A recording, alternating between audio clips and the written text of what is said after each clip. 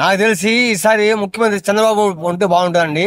ఎందుకంటే గతంలో ఏంటంటే 500 రూపాయలు గ్యాస్ వచ్చి ఇప్పుడు 1100 రూపాయలు అయింది.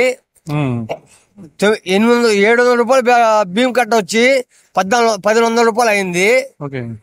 మా సంబంధం చూస్తే 400 రూపాయలు, మా ఖర్చు చూసి 800 రూపాయలు. వీళ్ళు ఏం చేస్తున్నారంటే సెంటర్ గా తొక్కేస్తున్నారు. మా దగ్గర రావడం లేదు. ఐరన్ షాప్ వాళ్ళకి 20,000 రూపాయలు ఇచ్చారు. అదే ఆటో వాళ్ళకి 20,000 ఇచ్చారు. అదే నెట్టూరు బండి వాళ్ళకి 10,000 ఇచ్చి వాళ్ళు 13,000 3,000 వడ్డీ లాక్కున్నారు. ఇది ఎంతవరకు కరెక్ట్? ఇది జనాభాకి చాలా ఇబ్బందిగా ఉంది. 40 సంవత్సరాల వాళ్ళకి 18,000 రూపాయలు ఇవ్వాల్సిన అవసరమా? వాళ్ళు కష్టం చేసుకోలేరా? అదే